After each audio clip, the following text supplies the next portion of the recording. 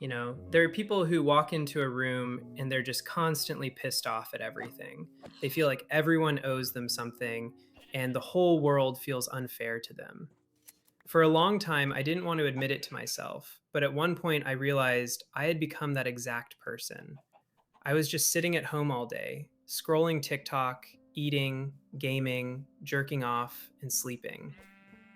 I don't want to hide anything. I'm telling it exactly like it is. And why did I do all that? Just to escape reality. Once a week, I'd go outside and hang out with my friends. Not because I really wanted to, but just so we wouldn't drift apart. Honestly, I wasn't even interested in them anymore because day after day, when I hung out with them, I didn't feel better or happier afterward. It was the exact opposite. I felt even more down. Every time I tried to change something in my life, they just dragged me back down. Again. I'm not saying everyone has friends like that, but mine were. And if you stumbled on this video, I bet you know exactly what I mean. So I'd come home after those hangouts and I'd waste my time on random stuff again. Nothing useful. Sometimes I did chores around the house, but mostly because my parents forced me to. And then, closer to the night, this internal monologue would start. I'd start complaining to myself, sometimes out loud, complaining that I have nothing, that life is passing me by, that some guy on YouTube had an easier start, that someone else has rich parents, or that someone just got lucky. But if you really think about it, look at your reflection and honestly ask yourself, what did I actually do for my own success? No thing.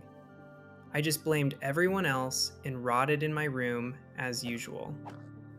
Even in this video, I'm blaming my friends, though mostly it was my own fault. If I really wanted to, I would have started doing something much earlier. But no, I just whined. And the worst part about this state of mind is knowing that you're doing absolutely nothing, and that you need to do at least your homework, but you just keep scrolling TikTok. It is so hard to get out of this loop. Everything is pressing down on you. Your friends, your parents, even you yourself. But at the same time, you do nothing. I can't fully explain that feeling of hopelessness back then, even though it was my own fault. In moments like that, you just feel a mix of self-pity, sadness, anger, and grief. And I also had this stupid habit of getting super hyped about something new, starting it, and then quitting at the very first obstacle.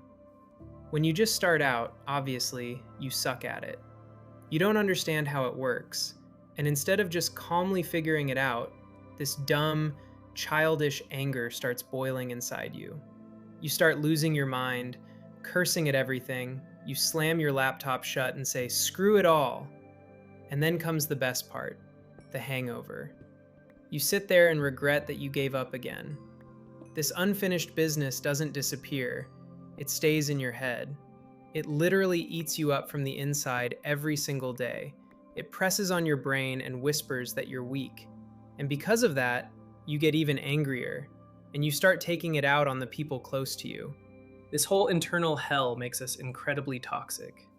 Do you think people around you don't notice? They do. Nobody wants to be around a constant whiner, someone who is always in a bad mood but never changes anything. This internal misery starts showing up in your conversations. You know what's the fastest way to look like a jerk to your acquaintances? Showing them that you don't care about them.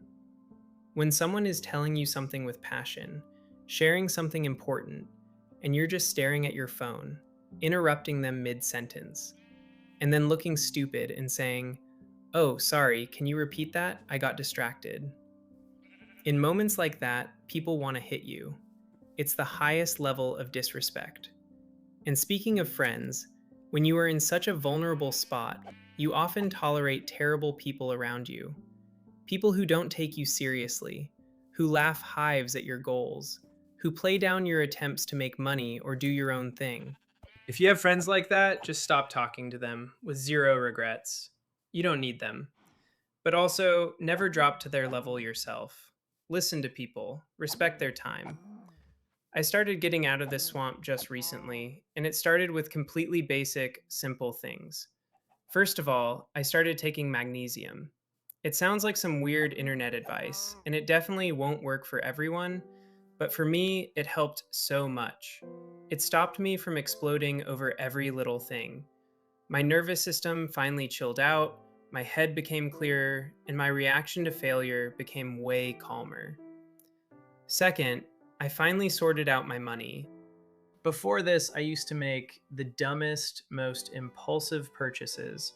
I spent every single cent on temporary cravings, clothes, random junk I didn't even need. And at the end of the month, I'd sit there with a zero balance, panicking and stressing that I'm broke. Now, I forced myself to save money, even if it's just a little bit. The tiniest amount if I can't afford more right now. But just the fact that I'm doing it, when you have at least a small safety net behind you, your mind becomes so peaceful. You don't feel trapped anymore. You know that if something happens tomorrow, you can take from there, fix the problem, and put it back later. On top of that, I started reinvesting a part of that money, and it gives you an insane feeling of control over your life. This whole internal chaos you have going on right now, bad habits, impulsive spending, constant anger over unfinished tasks, it actually shows on your face, in your eyes, in the way you slouch, in the way you talk to people.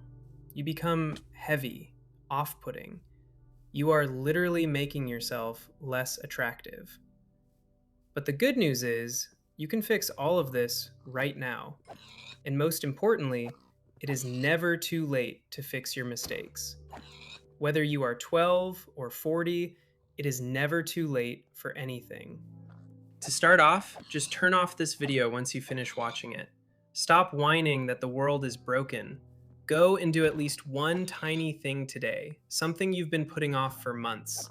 Even if it doesn't work out, don't stress and don't overthink it. It's fine. Take a deep breath, drink some water, and figure it out. Apologize to those you actually hurt. Get rid of the things that weigh you down. Everyone has their own problems, but I think you get the point. It's all good. We all go through this. We all make these mistakes. Just find the strength to take that first step. And don't stop. Low cortisol.